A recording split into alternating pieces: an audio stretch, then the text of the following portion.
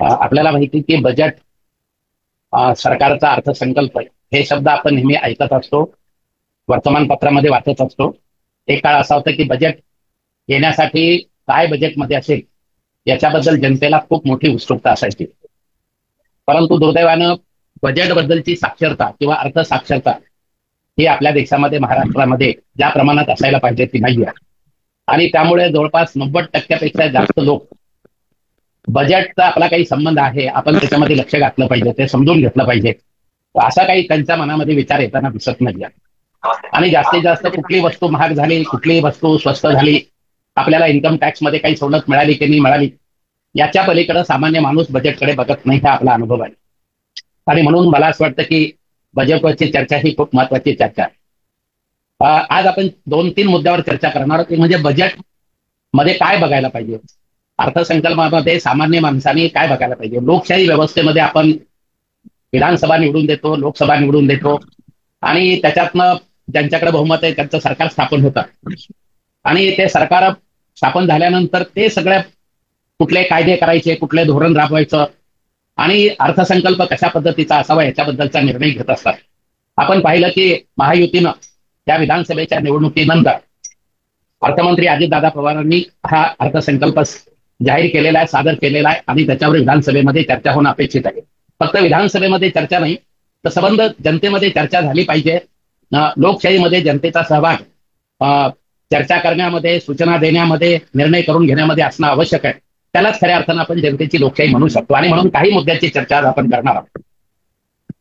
पहिला मुद्दा असा आहे की बजेटच्या 1-2 दिवस अगोदर आर्थिक पाहणी अहवाल देशाच्या पातळीवर आणि राज्याच्या पातळीवर जाहीर करण्यात येतो. हा आर्थिक पाहणी अहवाल काय आहे? हा आर्थिक पाहणी अहवाल म्हणजे आपल्या देशातले सामाजिक आर्थिक परिस्थिती काय आहे नेमकं, आपण जी काही धोरणं राबवली, आपण जे कायदे केले, आपण जे बजेट केलं, आपण ज्या योजना राबवल्या, उपक्रम केले, याचा नेमका परिणाम काय जनतेवर झालेला आहे, त्याचे नेमके काय रिझल्ट आलेले, हे आर्थिक पाहणी अहवालामध्ये आपल्याला दिसून येतं. आणि मग त्या अहवालाच्या आधारे पुढच्या वर्षासाठी नेमकी काय धोरणं घेतली पाहिजेत, कशा पद्धतीचं बजेट केलं पाहिजे, हे त्याच्या आधारावर करणं हे खरं म्हणजे अपेक्षित आहे. आपण आर्थिक पाहणी अहवाल जो महाराष्ट्राचा प्रसिद्ध झाला 2024-25चा, त्याच्यामध्ये एक गोष्ट आपल्या लक्षात आली की आपला जो विकासाचा दर आहे, हा विकासाचा दर 7% जास्त आहे.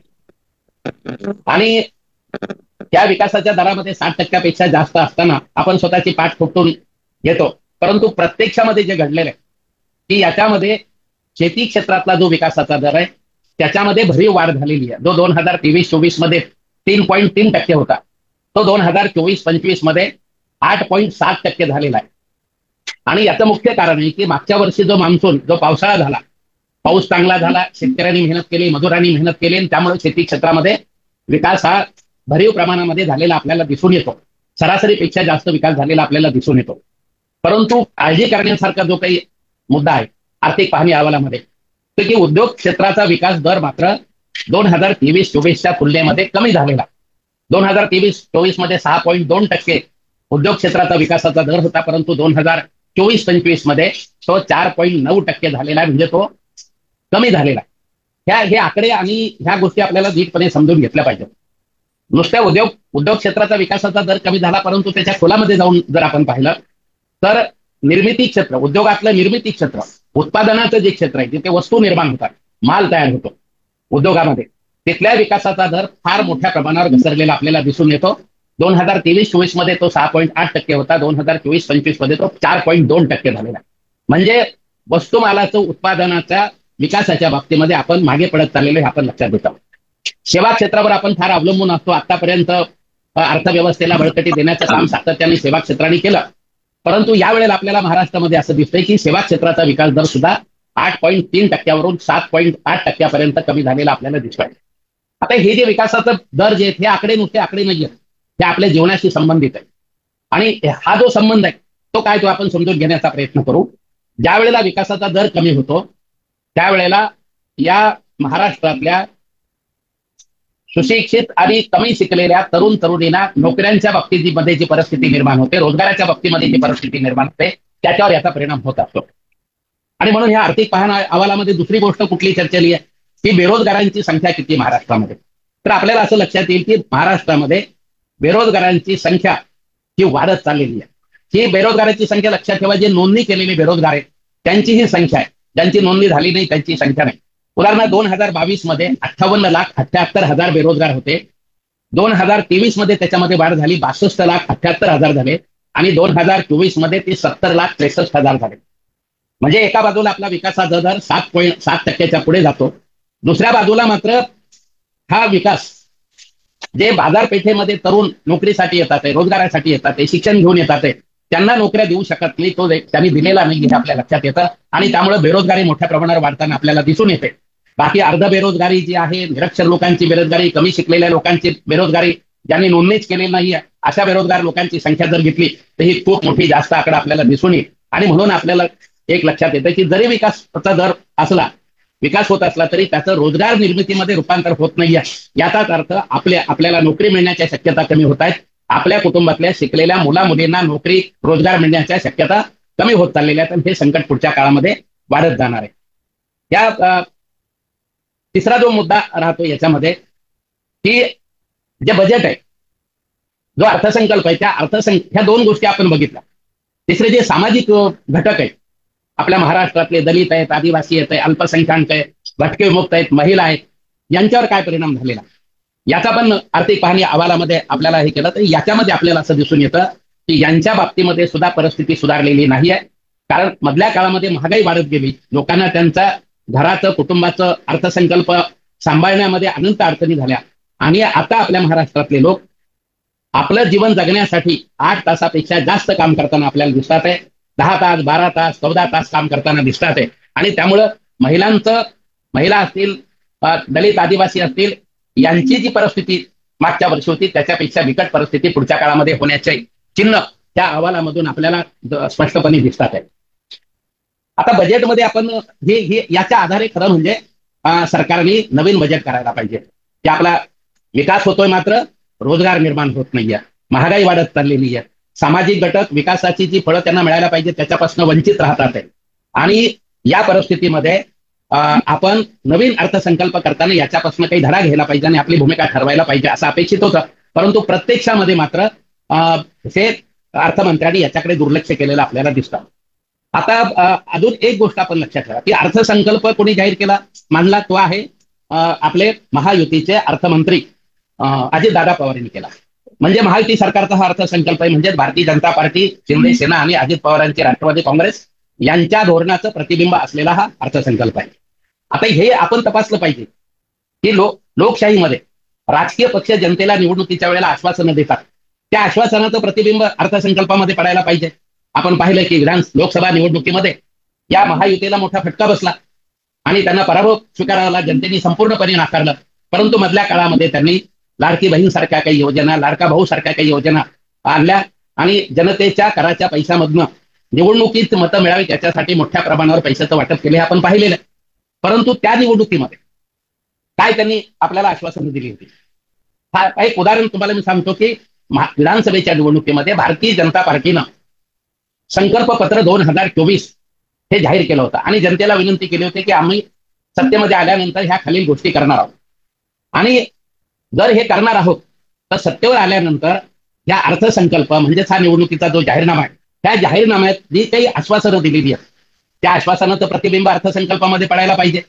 नाहीतर याचा अर्थ काय होईल की तुम्ही निवडणुकीमध्ये फक्त मतं घेण्यासाठी खोटं बोललात, प्रत्यक्ष मात्र तुम्ही जी आश्वासनं पाळत नाही हा त्याचा अर्थ होतो. आणि म्हणून आपण हे तपासू की ह्या पक्षांनी विधानसभेच्या निवडणुकीमध्ये आपल्याला काय आश्वासनं दिली होती, ज्या निवडणुकीमध्ये त्यांना प्रचंड बहुमत अनेक कारणामुळे मिळालं तर ते आपण तपासायला पाहिजे. नागरिक म्हणून आपली ही जबाबदारी आहे, नागरिक म्हणून हे आपलं कर्तव्य हे तपासलं पाहिजे राजकीय पक्षांनी.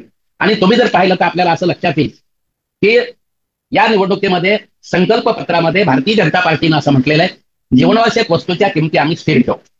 आता तुम्ही पाहता तर जीवनावश्यक वस्तूच्या किमती जर स्थिर ठेवायच्या असतील तर सरकारला याची मोठी भाग घ्यावा लागतो. शेतकऱ्यांचं उत्पादन जे बाजारात येईल ते शेतकऱ्यांकडून विकत घेतलं पाहिजे, त्याच्यासाठी निधीची तरतूद केली पाहिजे. परंतु तुम्ही पाहाल केंद्राच्या अर्थसंकल्प असो किंवा राज्याच्या अर्थसंकल्पामध्ये बाजारामध्ये हस्तक्षेप करून जीवनावश्यक वस्तूच्या किमती स्थिर ठेवण्यासाठी आणि महागाईच्या संकटापासून जनतेला वाचवण्यासाठी तुम्हाला तरतूद केली पाहिजे. अशी कुठली तरतूद ह्या अर्थसंकल्पामध्ये अर्थमंत्र्यांनी केलेली नाही. म्हणजे हे दिलेलं आश्वासन पूर्ण करण्याच्या दृष्टीनं कुठलंही पाऊल त्यांनी उचललेलं नाही. याचाच अर्थ 2025-26 मध्ये जीवनावश्यक वस्तूच्या किमती वाढत जाणार आहेत, हे आपण लक्षात घेतलं पाहिजे. जर याच्यासाठी त्यांनी व्यवस्था केली असती तर कदाचित त्या किमती स्थिर राहिल्या असत्या, परंतु तसं काही केलेलं नाही. दुसरं काय आपल्याला सांगितलं होतं की कमी उत्पन्न असलेल्या कुटुंबांना मोफत शिधा देऊ. शिधा म्हणजे त्याच्यामध्ये 10-12 वस्तू आहेत, आपल्याला माहिती आहे. आनंदाचा शिधा एक मध्ये त्यांनी प्रयोग केला होता, तो आनंदाचा शिधा आता बंद झालेला आहे.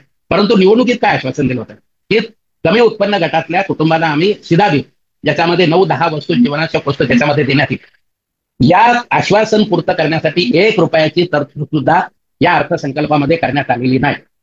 प्रत्येक गरीबाला निवारा देऊ हे आश्वासन आहे. आता आपल्याला माहिती आहे की नरेंद्र मोदी साहेबांनी इलेक्शनमध्ये जाहीर केलं होतं डिसेंबर 22 पर्यंत प्रत्येकाला पक्कं घर मिळेल.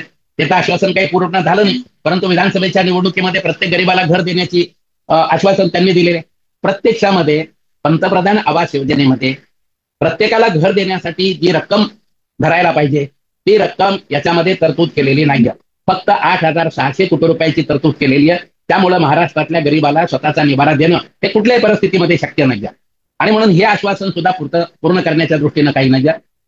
वृद्ध पेन्शन धारकांना आणि लाडक्या बहिणीला 1,500 रुपयामध्ये वाढ करून 2100 रुपये दरमहा देण्यात येतील, हे आश्वासन त्यांनी संकल्पपत्रात दिलेलं आहे. प्रत्यक्षामध्ये आपल्याला माहिती बजेटमध्ये 1,500 रुपयाचे 1500 आहेत. वृद्ध लोकांसाठी सुद्धा फक्त 1,500 ठेवलेले आहेत. आणि त्याचबरोबर लाडक्या बहिणीच्या सुद्धा जी काही त्यांना भेट होती त्याच्यामध्ये सुद्धा वाढ केलेली नाही आपण पाहिलं. आता इथे एक गोष्ट मला आपल्याला सांगायची, हे 1,500 रुपये सुद्धा जे वृद्ध काळाला मिळालेले ते आपल्या लालबावट्याच्या नेतृत्वाखाली ज्या वेळेला आपण लॉंग मार्च काढला त्यावेळेच्या चर्चेमध्ये ही सगळी महत्वाची मागणी होती आणि त्यावेळेला 500 रुपये वाढवलेले, ते पण आपण लक्षात घेतलं पाहिजे. ते सुद्धा म्हणजे आपण संघर्ष करून मिळवलेले, परंतु दिलेलं आश्वासन पूर्ण करण्याच्या दृष्टीने कुठलीही तरतूद किंवा व्यवस्था ह्या सरकारने केलेली नाही. शेतकऱ्याची कर्जमाफी करण्याचं त्यांनी जाहीर आश्वासन दिले. या सगळ्यांची भाषणं बघा, अर्थात या संकल्पपत्रामध्ये लिहिलेले, परंतु कर्जमाफीबद्दल एक शब्द सुद्धा या अर्थसंकल्पामध्ये नमूद केलेलं नाही. शेतकरी सन्मान योजना 12,000वरून 15,000 रुपये करणार अशी चर्चा केली होती, लेखी आश्वासन दिलेलं होतं, परंतु ते 12,000 मध्ये 1 रुपया सुद्धा त्यांनी वाढवलेला नाही. त्याचबरोबर शेतकऱ्यांसाठी जी खतं विकत घातली जातात त्याच्यामध्ये राज्य सरकारचा जो जीएसटी आहे तो जो भाग आहे तो आम्ही शेतकऱ्यांना परत करू, हे आश्वासन अर्थसंकल्पात आहे. परंतु याच्यासाठी 1 रुपयाची तरतूद त्यांनी केलेली नाही. त्यांनी आश्वासन दिले की वीज बिलामध्ये 30% कपात करणार आहे. ही सगळी खोटी गोष्ट आहे. आपल्याला माहिती हे आश्वासन पूर्ण होऊ शकत नाही, ते करणार नाही. सौर ऊर्जेचा खूप चर्चा करताय, प्रत्येकाच्या घरात आणि प्रत्येकाच्या शेतावर कृषी पंपासाठी सौर ऊर्जा येईल, परंतु वीज दर कमी करण्याची शक्यता नाही. ज्या सरकारचा अनुभव आपण असं पाहिलेला गेल्या 10 वर्षामध्ये विजेचे दर 6 महिन्यांनी वाढतात. MERC कडे गुंतवणूक केल्याचं सांगितलं जातं, खर्च केल्याचं सांगितलं जातं, विजेचे दर वाढवून घेतले जातात आणि या महाराष्ट्रातल्या कोट्यावधी वीज ग्राहक, व्यापारी असतील, घरगुती असतील, उद्योजक असतील, यांची अक्षरशः लूट चालू आहे. परंतु इथं त्यांनी आश्वासन दिले, परंतु त्याच्यासाठी व्यवस्था कुठली काही केलेली नाही. अंगणवाडी आणि आशांना 15,000 रुपये देऊ. आपल्याला माहिती आहे की अंगणवाडी आशाचं मानधन वाढ आपण संप करून, आंदोलन करून, ठिय्या आंदोलन करून घेतलेले. या बजेटमध्ये त्याच्यामध्ये वाढ करण्यासाठी कुठलीही वेगळी तरतूद केलेली नाहीये. त्याचबरोबर रोजगाराबद्दल तुम्ही पाहिलं, आर्थिक पाहणी अहवालामध्ये बेरोजगाराची संख्या वाढत चालली आहे. 25 लाख रोजगार निर्माण करू आणि 3 लाख जागा ज्या रिक्त आहेत त्या रिक्त जागा सरकारच्या खात्यातल्या भरू, अशा पद्धतीचा अर्थसंकल्पात त्यांनी म्हटलेलं आहे. परंतु ह्या बजेटमध्ये 5,000, 10,000 रिक्त जागा भरू असं कुठलंही त्यांनी आश्वासन दिलेलं नाही आहे. किंवा आता तर ह्या अर्थसंकल्पात त्यांनी सांगितलं मी 5 वर्षात 50 लाख रोजगार निर्माण करणार. मोदींनी सांगितलं होतं दरवर्षी 2 कोटी रोजगार निर्माण करणार. या रोजगार निर्माण करण्याबद्दलच्या ह्या घोषणा ज्या दिसतात आहे त्या सगळ्या फसव्या घोषणा आहेत. आपण पाहिलं विकास दर जरी वाढलेला असला तरी सुद्धा रोजगार निर्माण झालेला नाहीये, हे आपण आकडेवारीमध्ये पाहिलेलं आहे. तर ह्या आश्वासन सुद्धा फक्त फसवणूक करण्यासाठी आश्वासन आहे. महाराष्ट्राच्या सरकारच्या निम्म्या खात्यामध्ये नगरपालिका, महानगरपालिकेमध्ये, जिल्हा परिषदामध्ये, सार्वजनिक उद्योगामध्ये 3 लाखापेक्षा जास्त कर्मचारीच्या जागा रिक्त आहेत. 2,31,000 कर्मचारी कंत्राटी पद्धतीनं, हंगामी पद्धतीनं, महानधनावर वेगवेगळ्या पद्धतीनं वर्षानुवर्ष सरकारच्या विविध खात्यामध्ये आणि योजनांमध्ये काम करतात आहे. त्याच्यासाठी काही केलेलं नाही. त्यामुळे 3 लाख जागा भरणार, मेगा भरती करणार याच्या अगोदर बोलले, ते काही कुठे झालेलं आपल्याला दिसत नाही. 10 लाख नवीन उद्योजक तयार करणं ही बोलाचीच भात बोलाचीच कडी आहे. काही उद्योजक तयार करण्याचा हा काही मुद्दा दिसत नाही मला. त्याच्यासाठी काही विशेष काही व्यवस्था केली असंही दिसत नाहीये. आणि 36 लाख कुटुंबाला घरकुल देऊ असं म्हटलेलं आहे. हे जे आकडे, हे आकडे फक्त बोगस आकडे, लक्षात ठेवा. मी हे काय सांगितलं, त्यांनी जे निवडणुकीमध्ये आश्वासनं दिली याचं प्रत्यक्षामध्ये उतरवण्यासाठी अर्थसंकल्पामध्ये काही तरतूद केलेली आहे का, तर आपल्याला असं दिसून येतं की जे आश्वासनं दिली ती फक्त मतं घेण्यासाठी दिलेली दिसतात आहे. त्यांचं प्रत्यक्षामध्ये अंमलबजावणी करण्यासाठी जी काही व्यवस्था करायला पाहिजे ती कुठली व्यवस्था किंवा आर्थिक तरतूद ह्या अर्थसंकल्पामध्ये केलेली दिसत नाही. हा दुसरा भाग झाला. म्हणजे आपल्या संबंध महाराष्ट्रातल्या 12 कोटी जनतेची फसवणूक. निवडणुकीची आश्वासने दिली, प्रत्यक्षामध्ये आमची मतं घेतली, परंतु त्या योजना पूर्ण करण्यासाठी कुठलीही अर्थसंकल्पात तरतूद नाही. अशा पद्धतीने आपली फसवणूक केलेली आहे. आणि म्हणून हे सगळे महागाई असेल, बेरोजगारी असेल, हे सगळे प्रश्न आपल्या पुढच्या काळामध्ये तीव्र होण्याची शक्यता ही आपण लक्षात घेतली पाहिजे. अजून एक ह्या अर्थसंकल्पामध्ये काय दिसतं की आरोग्य असेल, शिक्षण असेल, कल्याणकारी योजना असतील, ह्या योजनांवर जी तरतूद आहे त्या तरतुदीमध्ये कपात करण्यात आलेली आहे. विशेषतः दलित, आदिवासी, अल्पसंख्याकांसाठी जी तरतूद होती त्याच्यामध्ये कपात करण्यात आलेली आहे. एक तर मागच्या वर्षी जी काही तरतूद केली होती आदिवासींसाठी, दलितांसाठी जी तरतूद केली होती त्याच्यातली निम्मी सुद्धा खर्च केलेली नाही. म्हणजे मागच्या वर्षी तरतूद धरली परंतु खर्च नाही केली. आता तर त्यांनी तरतुदीमध्ये कपात करण्यात आलेली. याचा अर्थ असा आहे की पुढच्या काळामध्ये सुद्धा दलित, आदिवासींसाठी, अल्पसंख्याकांसाठी, भटक्या ज्या काही अपेक्षा आहेत त्यांच्या अर्थसंकल्पात कुठली अपेक्षा पूर्ण होण्याची शक्यता नाही.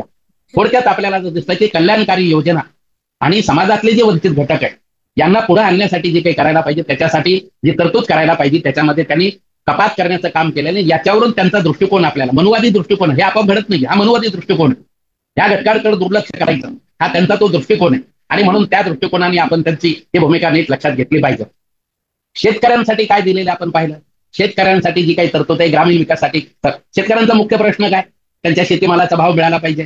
काय आश्वासन दिलं होतं, सोयाबीन 6,000 रुपये प्रति क्विंटलने आम्ही विकत घेऊ, प्रत्यक्षामध्ये 4,000 4,500 विकल्या जाते. कापूस आहे, कापूस शेतकऱ्यांनी घरात ठेवलेला आहे, भाव मिळत नाही म्हणून घरामध्ये ठेवलेला आहे. ही परिस्थिती शेतकऱ्यांना अत्यंत आर्थिक अडचणीत आहे. पुरस्कार प्राप्त शेतकरी आत्महत्या करतात. मी ह्या शेतकऱ्यांसाठी काय केलेलं आहे, या शेतकऱ्यांसाठी कुठली तरतूद यांनी धरली. उलट शेती आणि संलग्न जी केंद्र आहेत, सेवा आहेत, त्याच्यासाठी जी तरतूद होती 2020 मध्ये जे 16,000 कोटीची तरतूद होती ती या बजेटमध्ये 9,700 कोटी केली, म्हणजे कमी केली. 2020 पासून 2025-26 पर्यंत हे 16,000 कोटीचे खरं म्हणजे 30,000 कोटी व्हायला पाहिजे होते, परंतु ते केलेलंच नाही. त्याच्यामध्ये कपात केलेली. याचा अर्थ शेतकऱ्यांच्या बाबतीमध्ये सुद्धा फक्त मतासाठी शेतकऱ्यांची भाषा केली, परंतु प्रत्यक्षामध्ये काही त्यांना दिलेलं नाही हे पण आपल्याला लक्षात येतं. आणि म्हणून हे शेतकऱ्यांसाठी काय. आता कामगारांसाठी काय, कामगारांसाठी जर तुम्ही पाहिलं उद्योग खात्यासाठी म्हणजे 1,000 कोटी रुपयापेक्षा जास्त तरतूद धरलेली आहे, परंतु कामगार खात्यासाठी तरतूद किती आहे, फक्त 171 कोटी रुपये. त्या संबंध बजेटमध्ये कामगार हा शब्द एकदा पण लिहिले नाही. अर्थात केंद्राचं बजेट जे निर्मला सीतारामन यांनी मांडलं त्याच्यामध्ये सुद्धा कामगार ह्या शब्दाचा उल्लेख नाही. लक्षात घ्या, जे वस्तू निर्माण करतात, जे सेवा देतात, जे संपत्ती निर्माण करतात ते कामगार आणि शेतकरी यांच्या बाबतीमध्ये आपण असं पाहतो की कामगारांचा साधा उल्लेख सुद्धा त्यांनी केलेला नाही. आणि कामगारांच्या बाबतीमध्ये कुठल्या योजना आहेत, एक कुठली योजना आहे.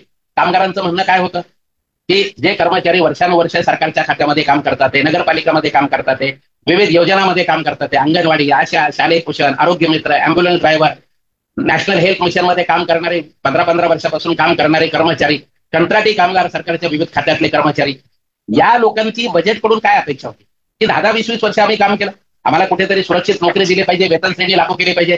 याची कुठलीही तरतूद आणि त्याच्यासाठी पैशाची व्यवस्था ह्या अर्थसंकल्पामध्ये केलेली दिसत नाही. म्हणजे हा जो संघटित क्षेत्रामध्ये काम करणारा, सरकारी क्षेत्रामध्ये काम करणारा कामगार आहे त्याची जी काही परिस्थिती आहे त्याच्यामध्ये सुधारणा होण्याची शक्यता नाही. शिक्षण आणि आरोग्यावरच्या बजेटमध्ये कपात केलेली. याचा अर्थ काय, शिक्षण क्षेत्रामधले कंत्राटी शिक्षक असतील, प्राध्यापक असतील, ते कायम होण्याची शक्यता आहे का, नाहीये. नगरपालिकेमधले कंत्राटी कामगार हे आहेत, त्यांना कायम करण्यासाठी जी काही बजेटमध्ये तरतूद ती बिलकुल केलेली नाही. तर शिक्षण आणि आरोग्य क्षेत्रामध्ये एक तर त्या सुविधा ज्या जनतेला उपलब्ध व्हायच्या त्या अधिक दर्जेदार द्यायला पाहिजे, त्याचा विस्तार व्हायला पाहिजे. लोकांना औषधोपचारासाठी आणि आधारावर खर्च करण्याची वेळ येऊ नये ही परिस्थिती करायला पाहिजे. त्याच्या उलट त्याच्यामध्ये कपात केलेली. याचा अर्थ काय, जनतेला आरोग्य सेवासाठी खासगी क्षेत्राकडे जावं लागेल आणि ह्या क्षेत्रामध्ये काम करणाऱ्या कामगारांची दुर्दशा ही पुढच्या काळामध्ये सुद्धा चालू राहील. ती शिक्षणाची परिस्थिती आहे. त्यामुळे आपल्याला असं दिसतं की जनतेच्या हिताच्या संदर्भातल्या ज्या योजना आहेत त्याच्यामध्ये कपात करण्यात आलेली आहे. परंतु वाढ कुठे केलेली तुम्ही पाहिलं का, तुम्ही पाहिलं असेल की रस्ते बांधणी याच्यासाठी 30,000 कोटी रुपयापेक्षा जास्त रक्कम, शक्ती पीठ मार्ग महामार्ग हे करण्यासाठी 86,000 कोटी रुपये खर्च करण्याचा मनोदय त्यांनी व्यक्त केलेला आहे. लाखो कोटी, अक्षरशः लाखो कोटी. तुम्ही ते आकडे, मी तुमचा वेळ घेणार नाही, हे सगळे आकडे याच्यामध्ये आहेत. परंतु लाखो कोटी रुपये हे कशावर खर्च केला जात आहे, रस्ते बांधणी, जलयुक्त शिवार, म्हणजे जी कामं मोठमोठे ठेकेदार करतात आहे, मोठमोठ्या मल्टीनॅशनल कंपन्या करतात आहे, तथाकथित विकासाचे जे ते करायला पाहिजे त्याच्याबद्दल हे नाही, परंतु इकडे शेतकरी कामगाराकडे दुर्लक्ष करायचं आणि मोठ्या प्रमाणावर हे या क्षेत्रासाठी त्यांनी पैसा ठेवला. का बरं ठेवला? इथे आपण ह्या अर्थसंकल्पाकडे वर्गीय दृष्टिकोनातनं पाहायचा प्रयत्न करायला पाहिजे की कष्ट करणारा जो श्रमिक आहे, तो शेतकरी असेल, कामगार असेल, असंघटित कामगार असेल, यांच्यासाठी जे लागणाऱ्या गोष्टी आहेत, महागाई, बेरोजगारी, कल्याणकारी योजना, या शिक्षण, आरोग्य, याच्यामध्ये कपात, आणि ज्याच्यामध्ये ठेकेदारांना प्रचंड पैसा कमवता येतो, अधिकारी भ्रष्ट मार्गाने पैसे कमवतात, राजकारणी भ्रष्ट मार्गाने पैसे कमवतात, ही जी क्षेत्र आहे, रस्ते बांधणी असतील, जलयुक्त शिवार असतील, ज्यांचा भ्रष्टाचार याच्या अगोदर सातत्याने गाजत राहिलेला आहे, या क्षेत्रासाठी मात्र त्यांनी मोठ्या प्रमाणावर तरतुदी केलेल्या आहेत. म्हणजे कोणाचं भलं करतात ते? त्यांच्या पक्षाचे. हे पक्ष काय? हे भारतीय जनता पार्टी असेल, काँग्रेस असेल, हे राष्ट्रवादी काँग्रेस असेल, किंवा हे पक्ष काय? हे ठेकेदारांच्या टोळ्या आहेत, हे आपण पाहिलेलं आहे. आणि हे ठेकेदारांच्या टोळ्या सांभाळण्यासाठी, त्यांना लूटण्यासाठी, पूर्ण उपलब्ध करून देण्यासाठी मोठ्या प्रमाणावर त्यांनी त्यांच्या लोकांसाठी ह्या तरतुदी केलेल्या आपल्याला दिसतात. त्याचा थोडाफार विकासावर परिणाम होईल, भांडवली खर्च होतोय, परंतु ती कामं सुद्धा यंत्राने केली जातात, आपण लक्षात घ्या. तुम्ही सगळे समृद्धी महामार्गाचं काम बघा, बुलेट ट्रेनचं काम बघा, निळे रस्ते झाले, ते कशाच्या मध्ये? मोठमोठ्या कंपन्या, लार्सन अँड टुब्रो सारख्या कंपन्या, मोठमोठ्या कंपन्या त्याच्यामध्ये उतरलेल्या आहेत. छोटा उद्योजक असेल, छोटा व्यावसायिक असेल, छोटा व्यापारी असेल, यांच्यापर्यंत हा पैसा जात नाही. तर यांचे जे कॉर्पोरेट कंपन्या, मोठमोठ्या कंपन्या, मोठमोठे ठेकेदार, त्यांचे हितसंबंध त्यांनी हे केलेले आहे. त्या अर्थसंकल्पामध्ये अजून एक गोष्ट दिसते की ह्या सगळ्या तरतुदी कमी केल्यात. याचा अर्थ काय? याचा अर्थ त्यांना हे क्षेत्र तर बराचसा भाग खाजगी क्षेत्राकडे त्यांना बहाल करायचं. शिक्षणावरची तरतूद कमी केली, शिक्षण हे खाजगी क्षेत्राकडे अजून खाजगी क्षेत्राला सुपूर्द करायचं आहे. आरोग्याच्या व्यवस्था खर्च कमी केला, त्यांना अजून आरोग्य सेवा हे खाजगी क्षेत्राकडे द्यायच्या, तिथे कॉर्पोरेट कंपन्या हॉस्पिटल बांधतील आणि जनतेची लूट करतील. रस्ते बांधणी हे खाजगी क्षेत्रासाठी, हे खाजगी क्षेत्रासाठी प्रचंड त्यांनी मोठ्या प्रमाणावर त्याची रक्कम तरतूद केलेली आहे. तर हे खाजगीकरणाचं जे धोरण आहे, हे खाजगीकरणाचं धोरण हे फक्त कॉर्पोरेट आणि मोठ्या लोकांचे नफे कमवण्यासाठी केलेलं आपल्याला दिसून येतं, आणि ह्या अर्थाने ह्या बजेटकडे आपण पाहिलं पाहिजे. आणि म्हणून मित्र, चौथा जो मुद्दा आहे, जो अत्यंत गंभीर आहे, की ह्या संबंध अर्थसंकल्पामध्ये कर्जाची काय परिस्थिती आहे आणि कर वसुलीच्या संदर्भामध्ये काय परिस्थिती आहे. आज महाराष्ट्रावर 7 लाख कोटी रुपयापेक्षा जास्त कर्ज आहे. लाडकी बहीण योजना आली आणि इतर निवडणुकीसाठी योजना जाहीर केल्या, त्यामुळे 50,000 कोटी रुपयाचं कर्ज या सत्ताधाऱ्यांनी निवडणुकीच्या पूर्वी घेतलेलं आपल्याला माहिती आहे. आणि आता अंदाज असा आहे की महाराष्ट्रावर 9,32,00,000 कोटी रुपयाचं कर्ज हे महाराष्ट्राच्या डोक्यावर बसणार आहे, म्हणजे आपल्या डोक्यावर बसणार आहे. आता एवढा मोठा कर्जाचा बोजा असताना त्याच्यामध्ये 60,000 कोटी रुपयापेक्षा जास्त रक्कम फक्त व्याज देण्यासाठी खर्च करावी लागते. व्याज देण्यासाठी दरवर्षी 60,000 कोटी रुपये. 60,000 कोटीचा अर्थ काय? शेकडो शाळा बांधवतील, शेकडो हॉस्पिटल बांधवतील, हजारो कर्मचाऱ्यांना कायम करता येईल, अंगणवाडी आशांची पगारवाढ करता येईल, शालेय पोषण जे 2,500 काम करतात त्यांना न्याय देता येईल, दलित आदिवासींच्या परिस्थितीमध्ये बदल करता येईल. एवढा पैसा आहे तो 60,000 कोटी रुपये.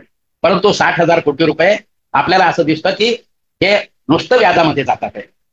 आणि आता हे जे कर्ज घेतलेलं आहे, एका बाजूला कर्ज घेतलेलं आहे, परंतु श्रीमंतांकडून आणि लोकांकडून जे काही टॅक्स गोळा करायचे, कर वसूल करायचे, किंवा इतर जे उत्पन्न, जे थकीत उत्पन्न आहे, जे वसूल करायचंय सरकारने, ते जवळपास 1,66,000 कोटी रुपये कर हे थकीत आहे. हे कोणाकडे थकीत आहे? हे अतिश्रीमंत लोकांकडे हे थकीत आहे. म्हणजे अतिश्रीमंत लोकांचे कर हे काय फक्त महाराष्ट्रामध्ये आहे का? आपण देशामध्ये पाहिलं, देशामध्ये सुद्धा या देशातल्या भांडवलदारांनी मागच्या 5 ते 10 वर्षामध्ये 12 लाख कोटी रुपयाचं नुकसान या देशाचं केलेलं आहे. कर थकवलेले, कर्ज बुडवलेले ते आपण पाहिले. महाराष्ट्रामध्ये हा आकडा 1,66,000 कोटी रुपये. म्हणजे श्रीमंतांना सबसिडी आणि सामान्य माणसाकडून मात्र कर वसूल करायचं. सामान्य माणसाकडनं जीएसटी वसूल केला जातो. आपण प्रत्येक जण जीएसटी देतो. आपण आपल्या उत्पन्नातला जवळपास 10% रक्कम विविध कराच्या माध्यमातून सरकारला देतो. नीट लक्षात ठेवा. पण सरकार काय देतं? न तर आरोग्य सेवा, न तो शिक्षण, न तो घराचे प्रश्न सोडवले, कुठल्या सेवा देतात. परंतु हा सगळा पैसा ह्या बजेटमध्ये जसं दिलेला आहे की अशा पद्धतीनं त्याचं वितरण करण्यात आलेलं आहे की जेणेकरून ठेकेदार, राजकारणी, अधिकारी, भांडवलदार, कॉर्पोरेट कंपन्यांच्याकडे हा सगळा पैसा वळेल, अशा पद्धतीचं हे बजेट तयार करण्यात आलेलं आहे. आणि म्हणून ह्या बजेटचं विश्लेषण करत असताना आपल्याला काही गोष्टी समजणं फार आवश्यक आहे की लोकशाही प्रक्रियेमध्ये आपण आहोत. आपण सरकार निवडतो आणि सरकार निवडून देतो. सरकारने आपल्यासाठी योजना केल्या पाहिजे ते अपेक्षित आहे. परंतु इथं सरकार संबंध 12 कोटी जनतेकडनं टॅक्स वसूल करून घेतं, त्यांच्या उत्पन्नातनं टॅक्स घेतं, 12 कोटी जनतेच्या श्रमातनं विकास करून घेतं, जो विकासाचा दर 60% जास्त आहे. परंतु 12 कोटी जनतेच्या श्रमातनं आणि उत्पन्नातनं जे काही संबंध मिळकत सरकारकडे जमा होते, जो रक्कम जमा होते, ते मात्र अर्थसंकल्पाच्या माध्यमातून या देशातल्या कॉर्पोरेट कंपन्या, या देशातले भांडवलदार, या देशातले अधिकारी, या देशातले ठेकेदार आणि या महाराष्ट्रातले राजकारणी यांच्याकडे वळवण्याचं काम ह्या संबंध अर्थसंकल्पातनं केलेलं आपल्याला दिसतं. आणि म्हणून अर्थसंकल्प हे फायनान्शियल स्टेटमेंट नाहीये फक्त, हे पॉलिटिकल स्टेटमेंट आहे. याच्यामध्ये सरकारचं धोरण स्पष्ट होतं, याच्यामध्ये सरकारची नीती आणि नियत स्पष्ट होते. सरकार जनतेसाठी का कॉर्पोरेटसाठी, सरकार सामान्य लोकांसाठी का 10% लोकांसाठी, हे याच्यातनं आपल्याला स्पष्ट होतं. आणि म्हणून मला रोजगार मिळणार की नाही, मला शिक्षण मिळणार की नाही, मला आरोग्य सेवा मिळणार की नाही, मला घर मिळणार की नाही, मला चांगले रस्ते मिळणार की नाही, माझं पर्यावरण व्यवस्थित राहणार की नाही, माझी पिकासाठी व्यवस्था होईल की नाही, माझ्या शेतीमालाला भाव मिळणार की नाही, माझं किमान वेतन वाढणार की नाही, ह्या प्रत्येक गोष्टीचा संबंध अर्थसंकल्पाशी आहे. आता आपण बघा, शेतकरी कशासाठी लढतात गेली 5 वर्ष? त्यांच्या शेतीमालाला भाव मिळाला पाहिजे, कर्जमाफी झाली पाहिजे, उत्पादन खर्च कमी करण्यासाठी सरकारने सबसिडी दिली पाहिजे, याच्यासाठी लढतात आहे. याच्यातल्या एकाही गोष्टीचा विचार केला नाही. कामगार कशासाठी लढतात? आमचं किमान वेतन वाढवलं पाहिजे, 26,000 रुपये 30,000 रुपये किमान वेतन केलं पाहिजे. कंत्राटी कर्मचारी, अस्थायी कर्मचारी जे लाखोच्या संख्येने महाराष्ट्रामध्ये 20 लाखापेक्षा जास्त कंत्राटी कर्मचारी आहेत, ते कशासाठी लढतात आहे? आम्हाला कायम नोकरी मिळाली पाहिजे, वेतन वाढ मिळालं पाहिजे, पेन्शन मिळाली पाहिजे. त्यांचा याच्यामध्ये विचार नाहीये. असंघटित क्षेत्रातले कर्मचारी 4.5 कोटी कर्मचारी आहेत. त्या 4.5 कोटी कर्मचाऱ्यांना कुठली सेवा शर्त नाहीये, कुठली सामाजिक कल्याण योजना नाहीये. त्यांचं प्रचंड शोषण सुरू आहे. देशाच्या अर्थव्यवस्थेत मोठ्या भागीदारी ते करतात आहेत.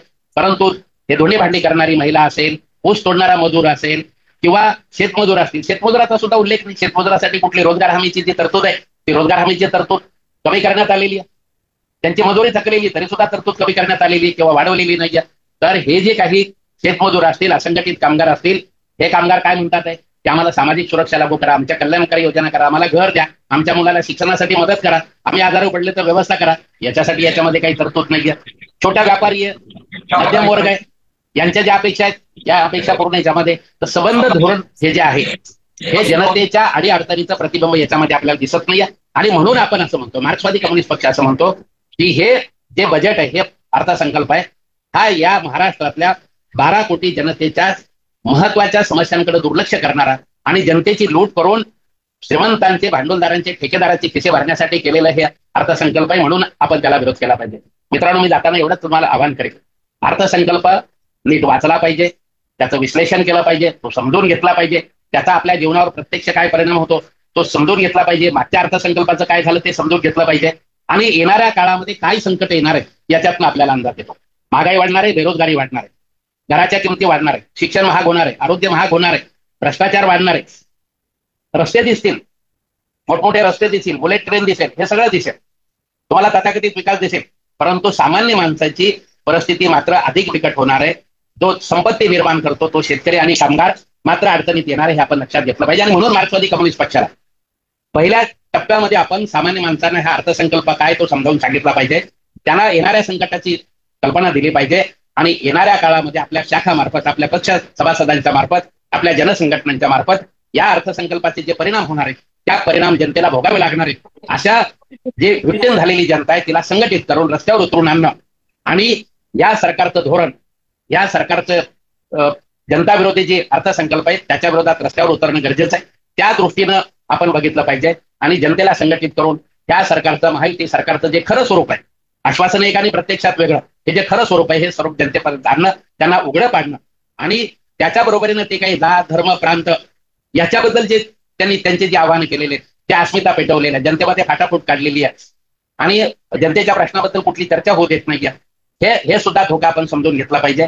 जनतेची एकजूट करून यांचं खरं स्वरूप उघड करणं आणि आपल्या पक्षाचा जनाधार वाढवणं, याच्यासाठी सर्व कार्यकर्त्यांनी या अर्थसंकल्पाचा सुद्धा शस्त्र म्हणून वापर केला पाहिजे आणि त्याच्या आधारे आपलं संघटन वाढवण्याचा प्रयत्न केला पाहिजे. आपण सर्वजण मिळून हे काम येणाऱ्या काळामध्ये निश्चितपणे करू असे अपेक्षा व्यक्त करतो आणि मी थांबतो. धन्यवाद कॉम्रेड. जनशक्ती YouTube चॅनेलला सबस्क्राईब करून बेल आयकॉनवर क्लिक करायला विसरू नका.